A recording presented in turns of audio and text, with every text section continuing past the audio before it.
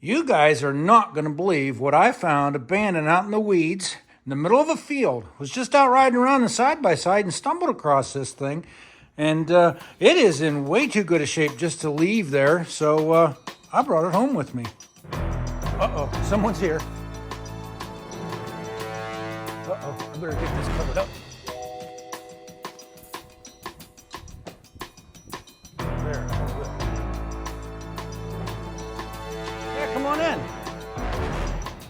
Yeah, I think I left my tape measure over here the other day. Yeah, there's one there. There it is. Yep. Hey, by the way, I've had my log arch down in the wood yard for months now. Haven't used it. Yeah? Have you seen it laying around anywhere? No, but if I do, I'll let you know. All right. I don't think that's his tape measure. All right, I guess by now you guys know that I didn't really steal this log arch. It is Adam's from Hometown Acres, and we've used it a couple times in some of his videos. There was some things that I guess I didn't like about it, and I'd also like to try and use this a couple times around here on my property too to bring down some logs. But in that process of using it, I came across some things that just to me didn't work out real well. But he got this from Easy Boardwalk when he got his sawmill, and we're going to do some modifications to this thing to try and make it a little bit easier to use. I don't have 100% of the ideas completely put together yet, if you will. But one thing that I did was I purchased one of these log grapples back here and hooked it to the cable. This is the way it came here with this big hook down here.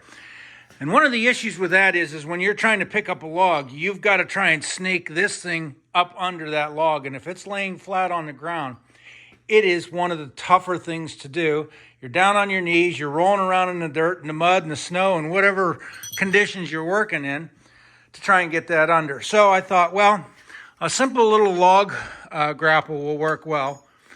Hook that around the log, pull it up with the winch, and it cinches down on that and should lift that log right up so we can cradle it in the chain. Now that leads into another thing that we come up with, or that I come across, and when you have two smaller logs and you want to bring them back to reduce the amount of trips up and back into the woods, it would be nice to have a second set of these weld-on chain hooks. So what I did is I ordered a couple of those, and I'm going to weld some somewhere around here on this side and one over here on this side. So when you have a second log, you can cradle it from here up to there, and then a log from here up to there. I'm also going to do the same up front here. So you can lift the log. I'm going to put another chain hook here, come down, and you can cradle the log on this side and cradle the log on this side. So we're going to add a total of 4 of those chain hooks to try and help out, give a place to hook for those chains when you have 2 logs on there. And something else I'm going to put together for this is up front here, when you pick up a log from back there, depends on where the balance point of that is, whether you got the butt end of the log or the small end of the log. Sometimes the weight of that log tips down. And when you pick it up here, the balance point just isn't where you need it. And you have to go through and still fish this chain down under there. I don't know about you guys, but do you know how hard it is to push a chain? It's about impossible. So what I'm doing is I'm going to make a push rod. Going to weld that on there, create a hook point. So then this will be the push rod for pushing down under the log. You can grab a hold of it and pull it through. Once it is hooked up to the chain down here. And with that being welded on there, after I get it welded, now I've got a way to push that rod through and then reach under and pull the chain through to get those hooked up. And I put it on a hook here so we can put it on any end of the chain or any sections of chain or anything like that we might need to shove a rod through to drag a chain under it. All right, now you can see what I was talking about. I welded these 2 links onto this rod with a quick clasp on here. And I've also taken and bent that rod a little bit. And what that'll do is it'll help. So you don't have to get your gloves down into the dirt to try to shove it straight under. You can actually, like a pry bar almost, stick it in under that log, roll it until it comes out the other side. Then you can reach around and pull that whole chain through. Well, instead of getting too awful involved and going way out of the way to create a spot to hang this, but as I got to looking at this, I got thinking, well, there's a tube right there. It's hollow and open at the bottom. If I just drill a hole up top here, slide it down in, and there you go. There's a place for that. All right, so I got Adam over here today helping me out with this, and we're going to kind of do a little bit of a test run on this with a log I've got back here.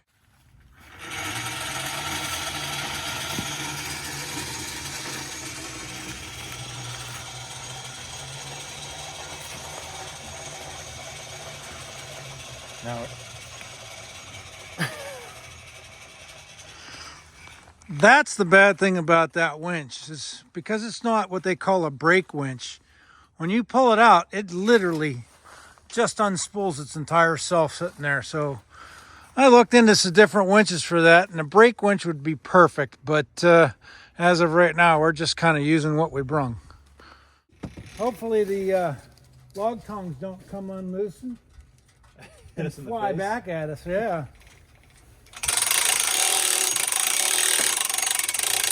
Well, it's just dragging the side-by-side backwards.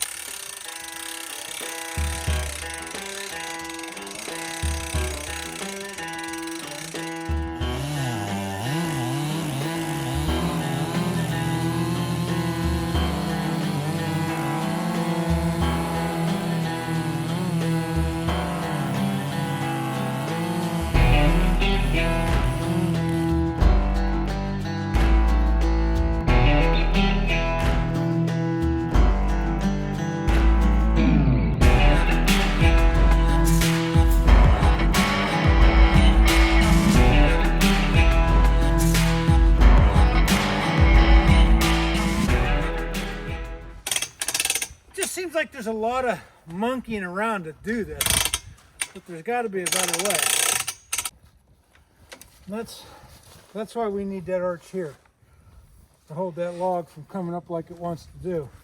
Because I need to lift it up higher in the back end to get it off the ground from dragging, but it wants to just keep picking it up here. So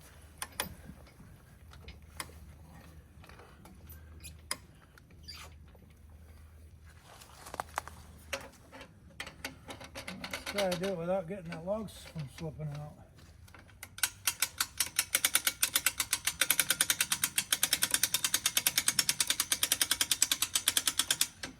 See, and here's where we're so rear end heavy, there's no tongue weight on this thing. And that's something I think you got to be careful of, because when this thing moves around, it'll jump out and over that. But let's, I guess that's why we're doing this, is to see what happens. But I will say that this thing, that log grabber, sure does make it a lot nicer. That's the huge improvement.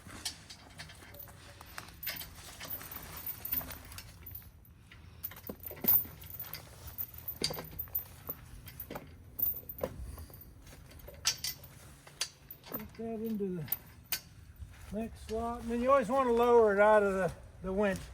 You don't want the weight riding on the winch. So we'll release the pressure down to the chains. See what happens there.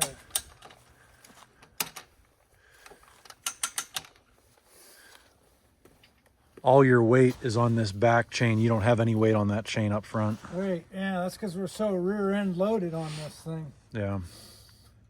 And again, that was the only way to get this out of there, because the butt end of the log was in the weeds. So that's the heavy end, and we're at 13 feet. Like I said, this is 6 feet. So ultimately you'd want to be at 12.5 feet for sawmill lumber or whatever you were doing there. Granted, we're just taking this for firewood, but it presents an issue with all the weight being back there, nothing being up here, And it's really not that simple to just flip this log around to put the heavy end up here. And granted, it can't be that awful much different either because the diameters are about the same.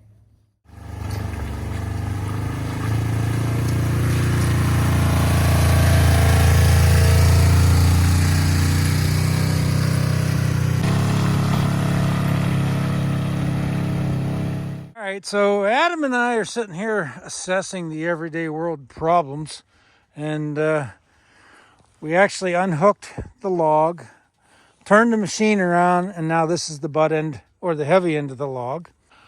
Let's get the hooks on this thing and see if it does what I think it's going to do. And the problem with this setup is I can't run this hook down underneath there to try and lift it further back towards the heavy end because this gets caught in here. Really, the main problem is this log arch is made for, let's say, 10-foot logs, and we're trying to carry a 13-foot log and modify it to carry longer lumber. So that's really what we're up against, is just the distance between the main post up there and your pivot point is, what'd you say, Doug, about 6 feet? Yeah, it's about 6 feet 4 inches right to the vertical position on that upper pulley. So you need to have the majority of your weight, or over 50% of your weight, between this chain shackle and this chain shackle. That way the end still stays suspended up in the air, and we're getting to the point where we've got more weight getting out past that pivot point there. True, but here's the other problem I see with this is if this log was, let's say, 10 feet long, and you wanted to bring it in here or bring it all the way up so you get substantial tongue weight. And that's what I noticed coming down out of the trail over there. When I got through this little dip, it wanted to slide the rear end around because it's lifting up. So I don't have any tongue weight, or I didn't have any tongue weight on it at the time. So that's something you got to be real careful. We're on some slopes up here, and you need to have tongue weight so your brakes and everything will work. So this doesn't actually, it's like the tail wagging a dog situation here. We don't want that. But if we were to do a shorter log and kept it up here for tongue weight, this pick point is still too far back. So when I go to pick this up, it's going to pick this end up and not that end. And that's why I think we need a secondary lifting device down here so we can pick this end up. And you always want this end to be a little bit heavier, but pick this end up and then use the winch that came with it to pick that end up, to balance that out so we can always get this thing up off the ground. So let's go ahead and see what happens when we start cranking on this one.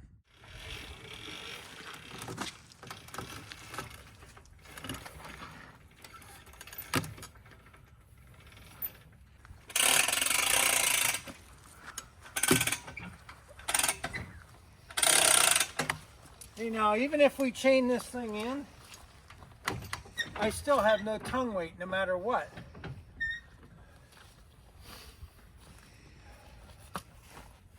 So in order to be careful, probably should cut a couple feet off of that. What do you think, Adam?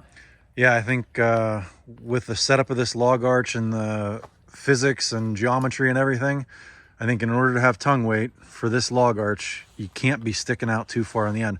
Or the other option is, like we talked about, just use this as a skidder and skid it out and leave the back end hang down so you still have positive tongue weight on the front. Sure, knowing this isn't going to be a sawmill log. Yeah, right. I agree with that. We can skid it out. But here's the thing. I'm on my property and I don't want to have skid marks and then create ravines for all the water to run. Yep. I want to try and get that log up off the ground, and that's the intention of it. So let's try and do our best to understand what it needs and then make it adapt to that. And if for some reason we can't haul a long log out, maybe we make one of those cradle buggies with wheels on the end of it and you strap it around that. It's like a semi-trailer. I don't know if you've ever seen them. Yeah. But at least then that gets that up off the ground. So let's go ahead and I'll get the chain around the front of this thing and then we'll cut that little section off the back. We're going to need a CDL by the time you're done with this thing.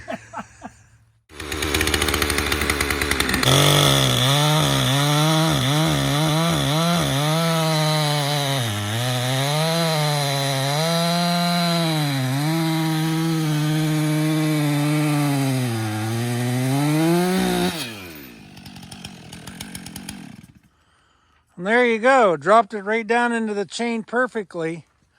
And now this trailer is absolutely balanced correctly.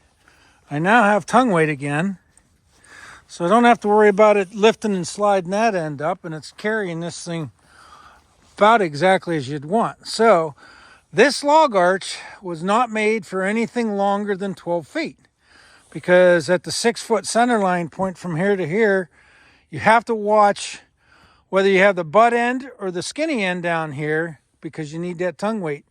So when you're cutting trees down and it makes it tough to get into the butt end of the log, and you pull it from that end, at some point you're going to want to switch it when you're going down a steep hill or around your woods when it's muddy and slippery. So I think we're ready to go. We'll roll that out of the way and come back later and pick it up. But I guess the reality of it is if you're out looking for log arches, make sure that you look at this length here to tell you approximately how long of logs you can haul out with that. Because anything, when you double this length from here to here, so that's 6, 12 foot's about the longest you're going to get without it becoming rear end heavy, dragging in the ground and all that.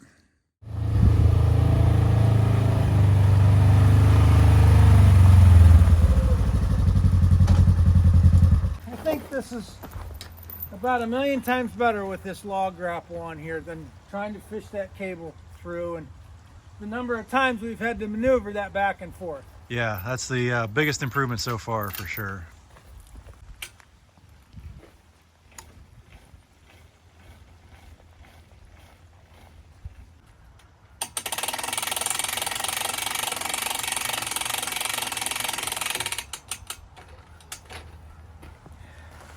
So I guess right now, if you don't have a log grapple for your log arch, get one. It makes all the difference in the world there. And then we're going to try and come up with some things for making it a little bit more safe, I guess. And maybe that means extending this thing. You know, Adam, why couldn't we could cut this and extend it out 6 feet? Then when you do that, everything is balanced over the middle, and you can always keep things ahead. So just something that maybe a thought to look into. Yeah. All right, we got the log back.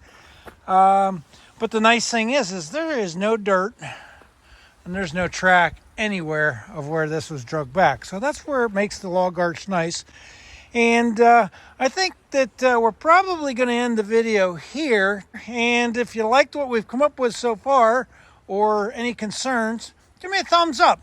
Drop a comment, let me know. Have you ever used a log arch, or would you ever use a log arch after seeing what we went through today?